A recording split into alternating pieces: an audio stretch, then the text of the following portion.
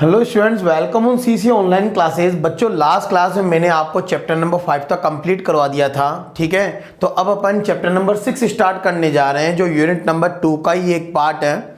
इसका नाम है अपने इलेक्ट्रिक सर्किट। तो अपन इलेक्ट्रिक सर्किट के बारे में डिस्कस करेंगे।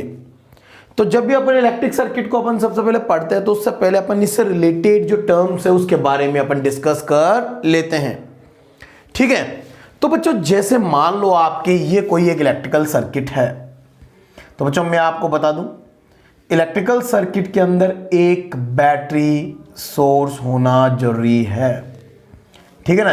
ये बैटरी भी हो सकती है या कोई करंट सोर्स भी हो सकती है, ठीक है। ये R1 रेजिस्टेंस मान लो, ये इधर कोई R2 रेजिस्टेंस लग रहा है, ठीक है। इसके साथ मान लो ये कोई कॉइल अटैच है ना, मैग्नेटिक कॉइल, इसको कॉइल बोलते हैं। ये रेजिस्टेंस होते हैं। इधर मान लो कोई कैपेसिटर लग रहा है, इधर कोई एक और रेजिस्टेंस लग रहा है और इधर भी एक रेजिस्टेंस अप्लाई है। तो ये मान लो आपके कोई एक इलेक्ट्रिकल सर्किट बन रहा है। ये आपके R3, ये आपके R4, that is the C1। तो बच्चों मैं आपको बता दूं कि अपने जो इलेक्ट्रिकल सर्किट होते हैं, इलेक्ट्रिकल सर्किट के अंदर जो बैटरी होती है, बैटरी, इसको अपन बोलते हैं एक्टिव एलिमेंट। ये क्या कहलाता है? Active element. ये सर्किट का एक्टिव एलिमेंट कहलाता है, जो सर्किट के अंदर इलेक्ट्रिक करंट फ्लो करवाता है। ये एक वोल्टेज सोर्स भी हो सकता है, अदरवाइज एक करंट सोर्स भी हो सकता है, ठीक है। तो जैसे बैटरी है और बाकी के जितने भी एलिमेंट्स है, all are known as passive element. सभी पैसिव एलिमेंट कहलाते हैं, क्योंकि पावर का कंजप्शन करते हैं और ये पावर जनरेटर है, पावर सोर्स है, समझ गए। तो जब भी आपको कोई इलेक्ट्रिकल सर्किट मिले तो आप सबसे पहले उस इलेक्ट्रिकल सर्किट के अंदर जितने भी ये जो टर्मिनल्स हैं इनके नाम लिख लो। जैसे अपन लिख लेते हैं A, B, C, D, E, F, G, H, नाम लिख लिए। अब अपन नाम लिखने के बाद में अपन देखेंगे इस सर्किट में क्या क्या चीजें होती है। तो बच्चों सबसे पहले है आपके नंबर 1 कहलाता है ब्रांचेस। तो बच्चों हेडिंग लगाना branches. What is the branches? तो लिखना the part of electrical circuit, the part of electrical circuit in which electrical current remain constant, in which electrical current remain constant और same, electrical current remains constant और same is known as branch. उन्हें अपन क्या बोलते हैं? Branches बोलते हैं। Sir example के लिए तो मुझे एक चीज देखना, आप सभी जानते हैं कि बैटरी के प्लस टर्मिनल से करंट निकल रही है I1। तो मान लो इधर I1 करंट फ्लो रही है, तो इधर I1 करंट जा रही है, तो इस तरफ से ये I1 ही, यानी कि पूरे वायर में I1 करंट रहती है। तो यहां से लेकर G, H, A, B आपके क्या है? ब्रांच है। G, H, A, B एक ब्रांच है, समझ गए। सिमिलरली मान लो जैसे इधर I2 करंट जा रही है तो BG इज ए ब्रांच, इधर I3 करंट जा रही है तो BC is the branch, CF की तरफ करंट जा रही है I4 तो इट इज ए ब्रांच, और इधर जब करंट जाएगी तो सर ये I5 और इधर करंट क्या रहेगी? कांस्टेंट। तो ये भी एक ब्रांच है। तो बच्चों आपके ब्रांचेस कौन कौन सी है? जैसे BC, BG, CD, CF और आपके CDEF, ये सभी क्या है? ब्रांचेस। यानी सर्किट का वो पार्ट जिसमें इलेक्ट्रिक करंट क्या रहती है? Constant, fix, is known as branch. इसको ब्रांच बोलते हैं। अब आते हैं बच्चों नंबर 2 पॉइंट पे। Those are known as junction point. ये क्या कहलाते हैं? Junction points. इनको जंक्शन पॉइंट बोल दो या फिर नोड्स बोल दो। तो सर नोड्स, जंक्शन पॉइंट क्या कहलाते हैं बताओ। तो बच्चों आप सभी को मैं बताऊं, तो बच्चों ये वाला जो पॉइंट है यहाँ पे आपके 3 ब्रांच अटैच है, it is known as junction point. C देख लो, ये भी आपके जंक्शन पॉइंट है। और बच्चों ये पूरा एक कॉमन जंक्शन पॉइंट है, क्योंकि पूरे एक वायर से अटैच है तो ये कॉमन जंक्शन पॉइंट है। तो बच्चों जंक्शन पॉइंट में लिखना the point at which more than 2 branches are attached the point at which more than 2 branches are attach, यानी 2 से ज्यादा, जैसे यहां पे देखो कितने बार अटैच है, 3। ए कोई एक नोड नहीं है, क्यों? क्योंकि यहां पे 2 वायर अटैच है, तो ए कोई नोड नहीं है। तो जंक्शन पॉइंट कौन है बच्चों? जंक्शन पॉइंट है आपके बी, सी या फिर H, G, F, E is a common junction point. हो गया। नंबर थर्ड कहलाता है आपके लूप, लूप या मैश। तो सर लूप क्या कहलाता है? लूप बताओ। तो बच्चों लूप और मैश, इसमें लिखना the close path in an electric circuit, the closed path in an electric circuit is known as loop. The closed path in an electric circuit is known as loop. तो loop कौन होता है बच्चों? closed path। closed path कैसे? जैसे ये, that is a loop। आपके ये भी एक लूप है, आपके ये भी एक लूप है। तो लूप हमेशा क्लोज होता है। कैसे? जैसे ये ले लिया, ए से स्टार्ट किया, तो ए बी जी एच ए, यहां से स्टार्ट कर लो, B G H A B, ये भी एक लूप है, यहां से स्टार्ट कर लो, H A B G H, ये भी एक लूप है। तो बच्चों लूप कौन कौन से हैं? ए बी जी एच ए, आपके B C F G B, आपके C D E F C, आपके A B C F G H A B C F G H A, ये सभी क्या है बच्चों? लूप है। Those are known as loop. और बच्चों जो पूरा सर्किट जो अपन ने बनाया, ये पूरा circuit, that is known as network. इसको अपन क्या बोलते हैं? नेटवर्क बोलते हैं। ठीक है, it is known as network. तो बच्चों ये तो था आपके इलेक्ट्रिकल सर्किट से रिलेटेड कुछ इंपॉर्टेंट टर्म्स।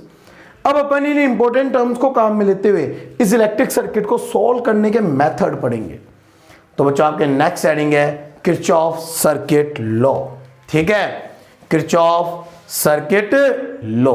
तो बच्चों अपन आगे पढ़ते हैं आपके किरचॉफ सर्किट लॉ, है ना। किरचॉफ ने ऐसे इलेक्ट्रिकल सर्किट को सॉल्व करने के लिए आपके 2 नियम दिए, 2 रूल दिए जो किरचॉफ लॉ कहलाते हैं, है ना। तो बच्चों नेक्स्ट हेडिंग आपके लगाइए किरचॉफ। तो बच्चों नेक्स्ट है Kirchhoff's law of electric circuit, यानी इलेक्ट्रिक सर्किट के किरचॉफ्स लॉ क्या है बताइए। तो बच्चों किरचॉफ्स लॉ पढ़ेंगे, है ना। What is the Kirchhoff's law? ठीक है सर, किरचॉफ्स लॉ। तो बच्चों किरचॉफ ने इलेक्ट्रिक सर्किट को सोल्व करने के लिए 2 रूल दिए हैं जो बड़े इंपॉर्टेंट है। उनमें से नंबर 1 है किरचॉफ्स फर्स्ट लॉ। इसको किरचॉफ फर्स्ट लॉ भी बोलते हैं,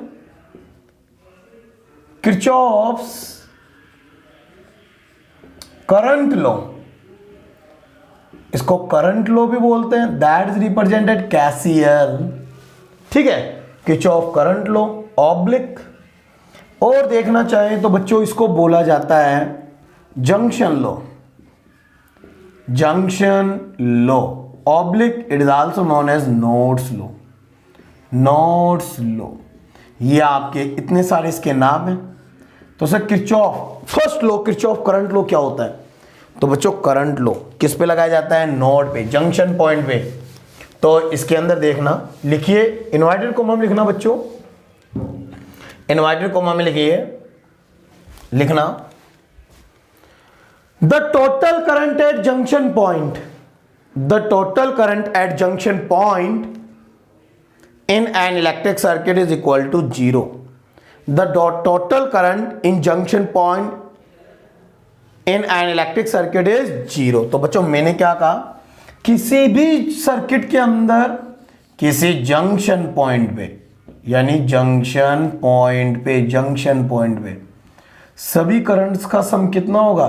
0. That is known as Kirchhoff current law, KCL. ये किरचॉफ करंट लॉ कहलाता है। किरचॉफ करंट लॉ पढ़ने के पहले आपको पढ़ना पड़ेगा साइन कन्वेंशनल, साइन कन्वेक्शनल। तो सर साइन कन्वेक्शनल क्या होता है? Sign convection is known as चिन्ह परिपाटी, इसको बोलते हैं चिन्ह परिपाटी, है ना। यानी आपको साइन लेना काम में आना चाहिए। कैसे? तो बच्चों ऐसे बोला जाता है कि जंक्शन पे जो एंट्रिंग करंट होगी, एंट्रिंग करंट, उसको आप पॉजिटिव लेना, ठीक है। और नंबर 2 जो आपके लिविंग करंट होती है, कौन सी करंट है? लिविंग करंट, उसको आप नेगेटिव लेना। जरूरी नहीं है आप एंटी करंट को पॉजिटिव लो, आप इसको नेगेटिव भी ले सकते हो, ठीक है। Negative you can take also, इसको आप नेगेटिव ले लो, तो इसको यदि आप नेगेटिव लोगे तो इसको पॉजिटिव लेना। बट मैं एंटरिंग का मतलब ये बता रहा हूं कि जैसे जो करंट एंटर हो रही है, यानी जो आ रही है, आने वाली करंट, यानी जब अपने आप पैसे आते हैं तो अपन ऐड करते हैं, तो इसलिए अपन एंटी करंट को पॉजिटिव लेते हैं और लिविंग करंट को नेगेटिव ले लेते हैं। नंबर 2 बात मैं आपको बता दूं, वेरी इंपॉर्टेंट, सर ये करंट पे डिपेंड कर रहा है। किस पे डिपेंड कर रहा है? That is the number 1 not sign conventional. और नंबर 2 आपकी कंडीशन है क्या? सिर्फ करंट पे डिपेंड कर। करंट किससे बनती है? चार्ज। तो बच्चों इट इज बेस्ड ऑन, यानी जो आपके केसीएल किरचॉफ करंट लॉ होता है, it is based on conservation of charge. ये किसके ऊपर बहस है? कंजर्वेशन ऑफ चार्ज के लॉ पे बहस होता है, ठीक है। अब इसको एप्लीकेबल कैसे करते हैं? तो ध्यान देना, मान लो जैसे आपके ये कोई जंक्शन पॉइंट है जिसके ऊपर I1 करंट आ रही है, I2 जा रही है, I3 आ रही है, I4 भी आ रही है और I5 जा रही है। तो आप क्या बोलोगे? सर ओ जंक्शन पॉइंट के ऊपर सभी करंट्स का सम कितना होगा? 0। और मैंने क्या कहा? जो एंट्रिंग करंट है वो पॉजिटिव, I1 करंट क्या होगी? पॉजिटिव। I2 करंट लीव कर रही है तो नेगेटिव, I3 करंट एंटर कर रही है तो पॉजिटिव, I4 भी एंटर करी तो पॉजिटिव, और I5 लीव कर रही है तो नेगेटिव। नेगेटिव वाले करंट को तो ले जाओ, तो क्या बनेगा? I1 plus I3 plus I4 that is equal to I2 plus I5। Sir I1 I3 I5 I4 कौन सी करंट है? एंटरिंग। तो इसका मतलब सम ऑफ एंटरिंग करंट, यानी एक जंक्शन पॉइंट पे जितनी करंट एंटर करेगी उतनी की उतनी करंट क्या कर जाएगी? लीव कर जाएगी, लिविंग करंट, ठीक है। तो इसका मतलब ये इसका सेकंड स्टेटमेंट है। सेकंड स्टेटमेंट क्या होता है? At junction point the sum of entry current is equal to sum of leaving current, यानी जितनी करंट आपके किसी नोड के ऊपर, किसी जंक्शन के ऊपर एंटर करेगी उतनी की उतनी करंट वहां से लीव कर जाएगी। That is the Kirchhoff current law, KCL, ठीक है बच्चों। तो ये आपके केसीएल हो गया। अब अपन इससे रिलेटेड क्या करते हैं? इससे रिलेटेड न्यूमेरिकल करने की कोशिश करते हैं। तो आप इसको राइट डाउन कर लीजिए, ठीक है।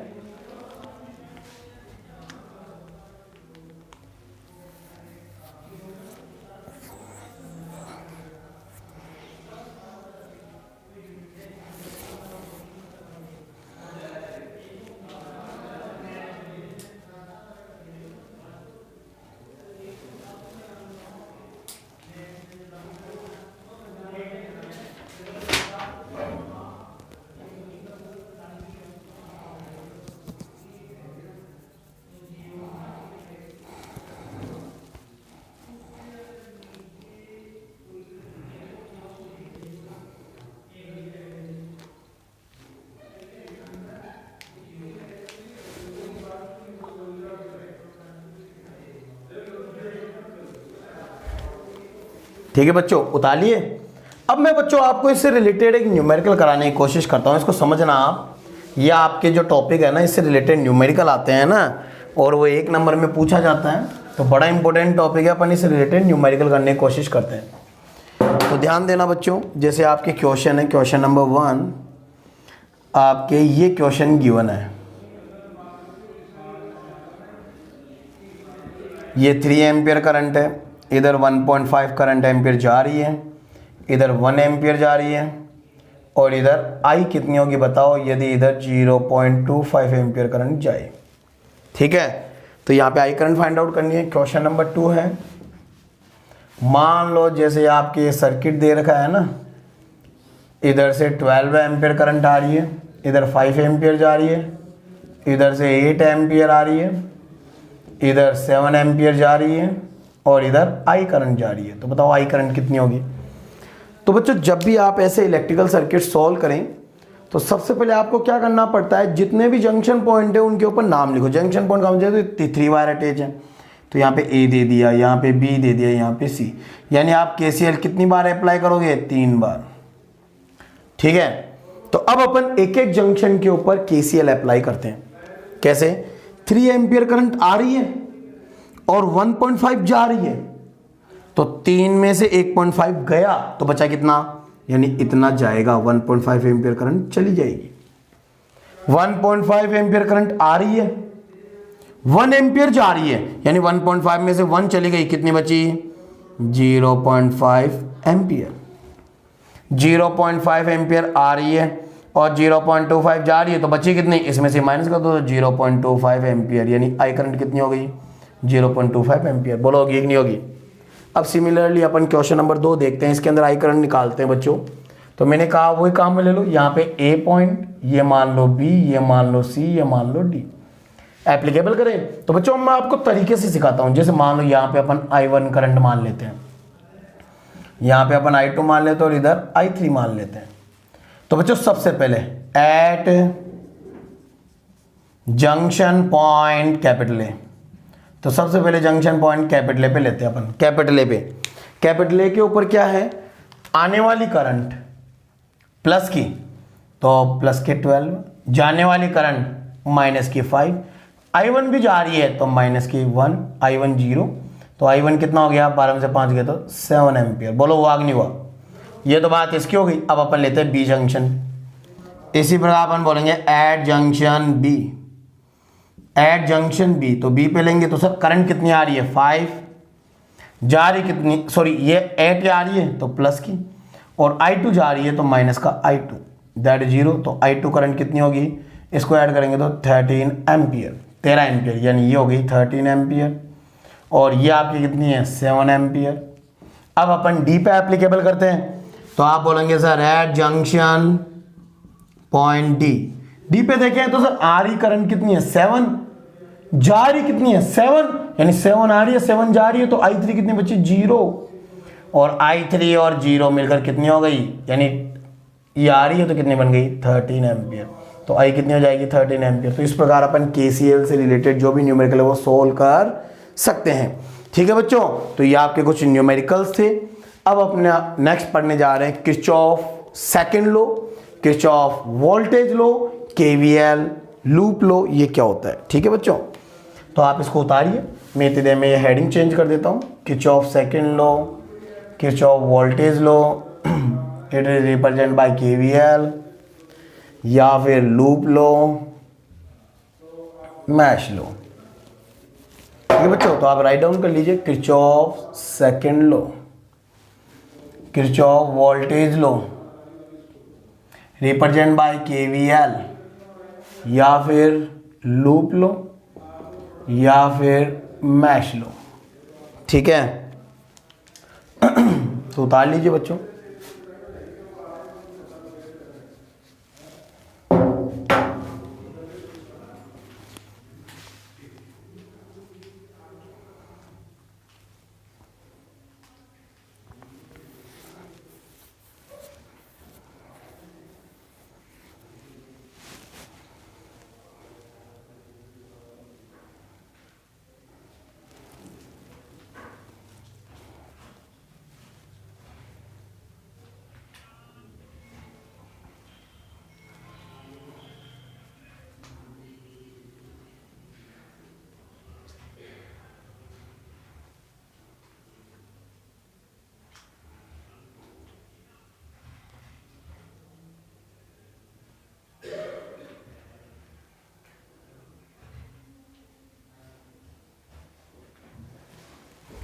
ठीक है बच्चों, अब अपन देखते हैं आपके नंबर 2 किरचॉफ सेकंड लॉ या किरचॉफ वोल्टेज लॉ, KVL क्या होता है। ठीक है बच्चों, तो बड़ा इंपॉर्टेंट लॉ है, इससे जब क्वेश्चन आता है तो बच्चों आपके 2 या 3 नंबर का क्वेश्चन बनेगा। ठीक है ना, तो ध्यान रखना, फोकस एंड,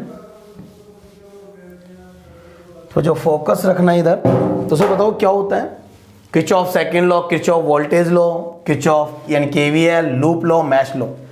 तो जो किरचॉफ वोल्टेज लॉ क्या होता है, तो अभी आपने पढ़ा था current law, summation I, current law में आई वोल्टेज है तो समीशन वी किसके अंदर, in loop is equal to 0, यानी किसी क्लोज लूप के अंदर टोटल वोल्टेज का सम कितना होगा, 0।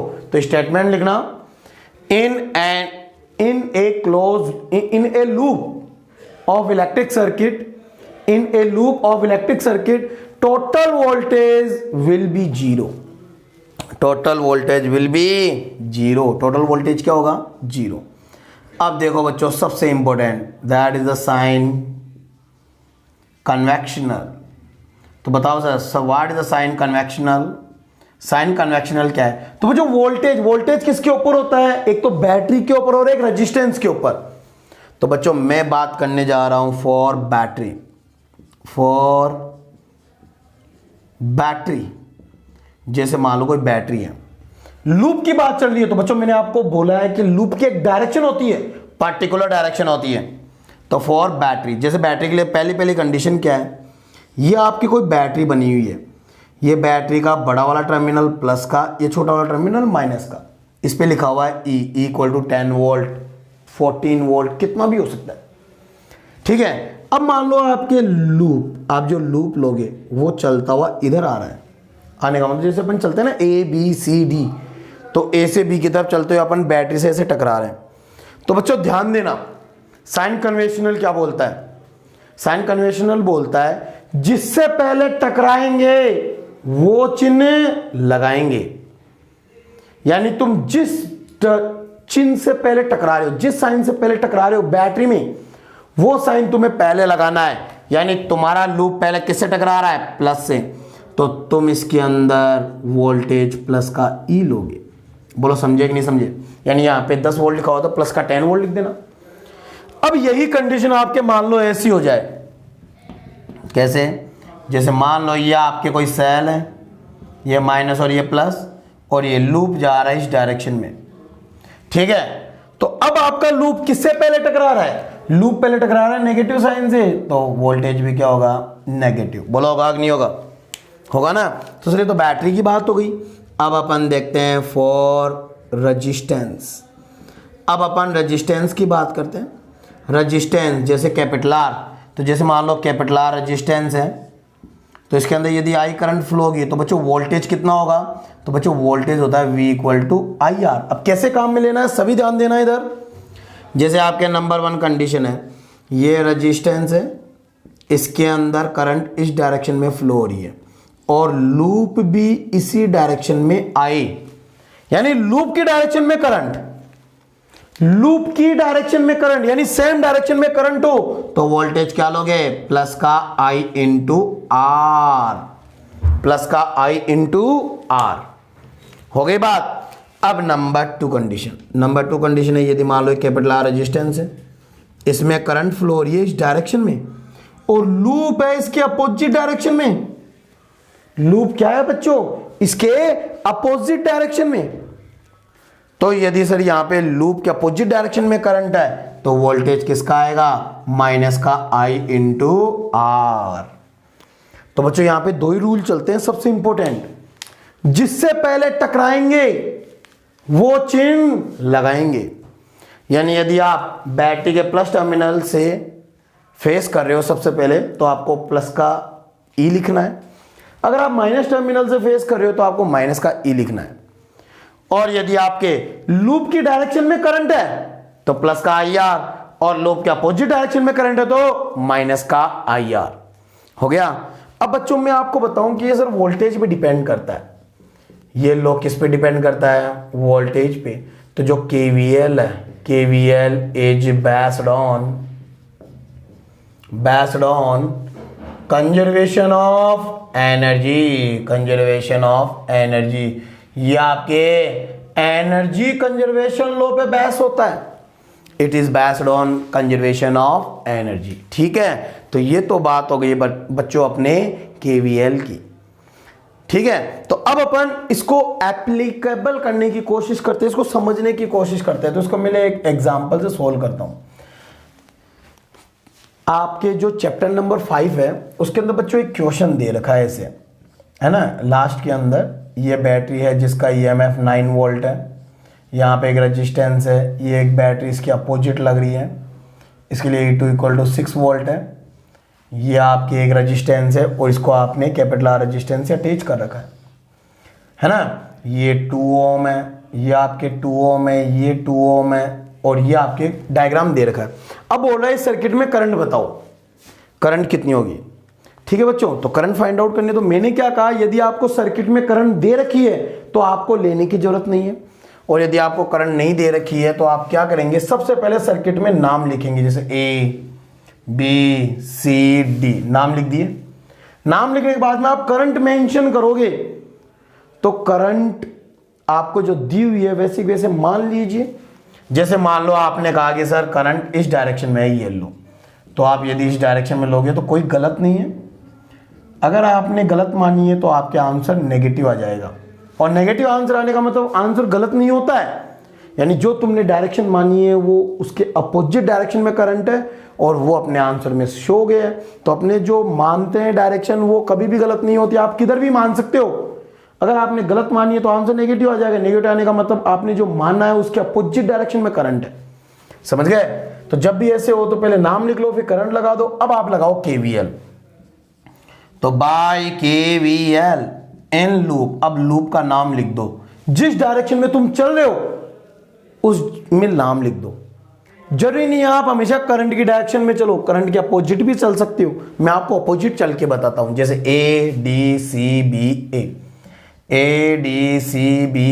इन लूप ADCB है, तो सबसे पहले A से D की तरफ चलेंगे, कोई रेजिस्टेंस बैटरी है नहीं है, D से C की तरफ, लूप के अपोजिट डायरेक्शन में करंट, तो -2I, लूप के अपोजिट डायरेक्शन में -2I, जिससे पहले टकराएंगे वो चिन्ह लगाएंगे +6, लूप के अपोजिट डायरेक्शन में -2I, जिससे पहले टकराएंगे वो चिन्ह लगाएंगे -9, दैट इज इक्वल टू 0। हो गया 2 2 2 6, उधर जाके प्लस के, ये हो गए -9 + 6 इक्वल टू, देखो -9 + 6 इक्वल टू 6I, तो I करंट कितनी होगी -3/6, यानी कि -0.5 एम्पियर। तो देखो आंसर माइनस का आ गया ना, यानी कि जो अपन ने करंट की डायरेक्शन मानी है उसके अपोजिट डायरेक्शन में करंट होगी, तो कोई दिक्कत नहीं है, माइनस का आने पे कोई दिक्कत नहीं है, आप किधर भी मान सकते हैं, बट आपके डायरेक्शन शो की हुई होनी चाहिए और आपके आंसर ऐसे नेगेटिव आ जाना चाहिए, बस कोई दिक्कत नहीं। तो बच्चों ये होता है KVL एप्लीकेबल करने का। तो ये तो आपके छोटा सा मेथड था, अब मैं इसको एक बड़े क्वेश्चन पे एप्लीकेबल करके बताता हूँ आपको। तो ऐसे बड़े क्वेश्चन पूछे जाते हैं, ठीक है, तो आप इनको उतारिए, मैं आपको नेक्स्ट समझाता हूँ, ठीक है।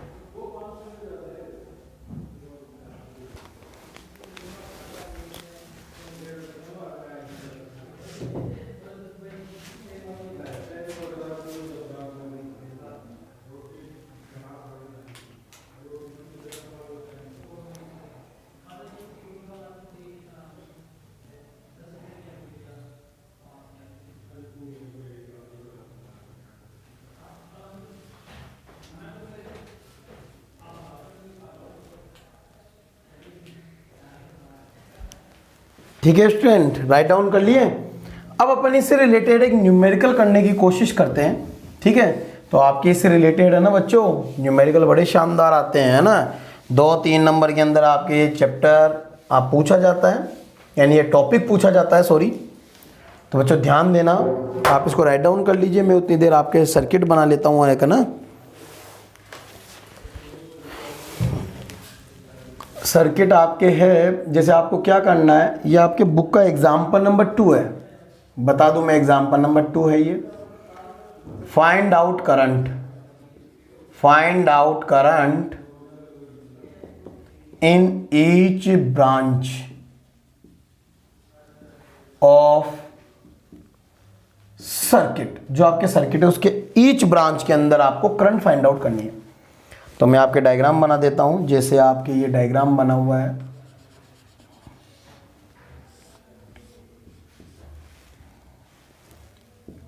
ये आपके 14 वोल्ट, ये आपके नेगेटिव टू पॉजिटिव, और ये 6 ओम की रेजिस्टेंस, ये 4 ओम। ठीक है,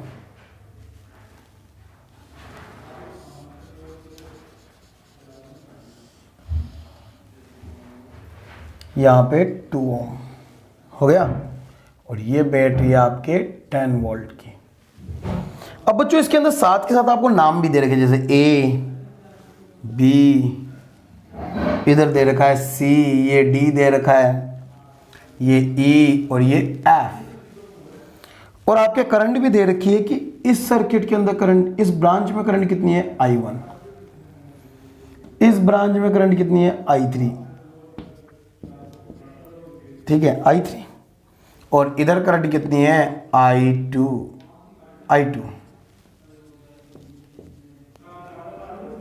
समझ गए। तो आपके ये सर्किट दे रखा है और आपको ईच ब्रांच में इलेक्ट्रिक करंट फाइंड आउट करनी है। तो बच्चों कैसे फाइंड आउट करें, तो बच्चों ध्यान देना, बड़ा इंपॉर्टेंट टॉपिक है।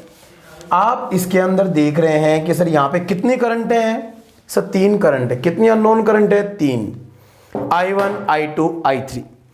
सर यदि यहाँ पे 3 अननोन करंट है तो सर्किट यानी सम इक्वेशन भी कितनी होनी चाहिए, 3। तो 3 इक्वेशन चाहिए, और 3 इक्वेशन को सोल्व करके अपन करंट निकालेंगे। तो सर 3 इक्वेशन को सोल्व करना तो कॉम्प्लिकेटेड है। तो अब हम यहां पे क्या करेंगे, एक करंट को कम करने की कोशिश करेंगे, रिड्यूस करेंगे। कैसे, इसके लिए अपन सबसे पहले सर्किट के अंदर केसीएल अप्लाई करते हैं। क्या अप्लाई करते हैं, किरचॉफ करंट लॉ, यानी एवरी पॉइंट पे देखते हैं किरचॉफ करंट लॉ लग रहा है नहीं लग रहा। करंट लॉ हमेशा जंक्शन पॉइंट पे लगा। जंक्शन कितने हैं, 2, बी और सी। तो जैसे अपन बी और सी पॉइंट लेंगे तो इन पे अपन सबसे पहले केसीएल लगाएंगे। तो अपन बोलेंगे by KCL at junction C point. C पे ले लेते हैं अपन।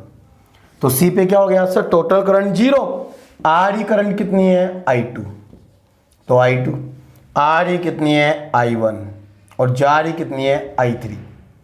तो आपके ये तो आ रही है, I3 जा रही है, दैट इज इक्वल टू 0।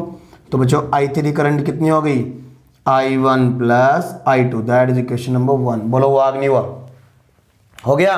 तो आपकी इक्वेशन नंबर 1 है। अब अपन क्या करेंगे, इसके अंदर एक एक लूप के अंदर करंट अप्लाई करेंगे। तो बच्चों जैसे मान लो ये आपके लूप नंबर 1, ये आपके लूप नंबर 2 ले लो, ठीक है। और इसके अंदर अपन केवीएल अप्लाई करके इसको सोल्व करने की कोशिश करते हैं। तो अपन ने कौन सा लिया, by KVL in loop. Loop का नाम क्या है, लूप का नाम है 1 है तो उसका नाम लिखते हैं, जैसे B C D A B, B C D A B में इसके अंदर अपन केवीएल अप्लाई करते हैं। तो जब अपन बी से स्टार्ट करेंगे तो जिससे पहले टकराते हैं वो साइन लगाते हैं, तो माइनस का 10, ठीक है। आगे देख रहे हैं लूप की डायरेक्शन में करंट, तो प्लस का 6 I1, लूप के डायरेक्शन में करंट तो प्लस का 2 I3 इज इक्वल टू 0। अब I3 इक्वल टू अपन क्या करते हैं, बाय इक्वेशन 1 पुट कर देते हैं। I3 किसके बराबर है, I1 प्लस I2।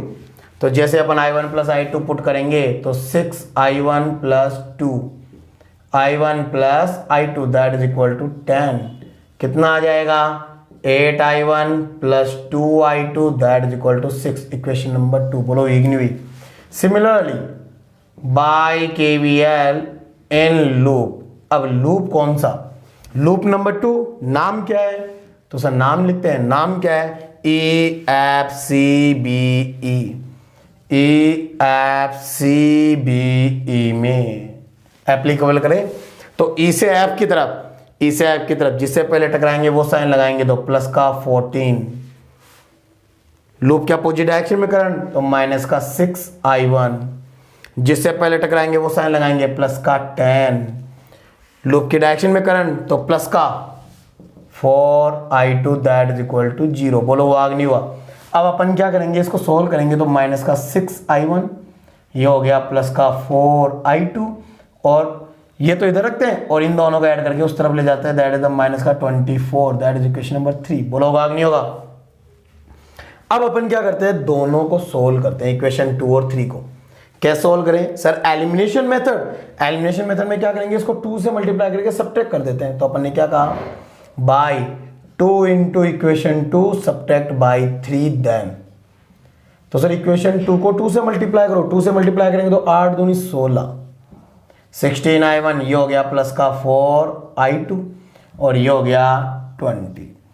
इसमें 3 को सब्ट्रैक्ट करना है तो पहले 3 को लिख लेते हैं 6I1 प्लस का 4I2 that is equal to minus का 24 और इसको सब्ट्रैक्ट करते हैं। सब्ट्रैक्ट करने का मतलब plus sign change minus plus, ये तो कैंसिल आउट। ये कितना होगा, ये होगा आपके 22I1 प्लस का और इसको ऐड करेंगे तो कितना होगा 24। तो आपके I1 करंट कितनी आ जाएगी, I1 करंट होगी आपके 2 एम्पियर। बोलो हुई कि नहीं हुई। जब आपको I1 करंट पता लग गई तो अब I1 को किसी एक इक्वेशन में पुट कर दो।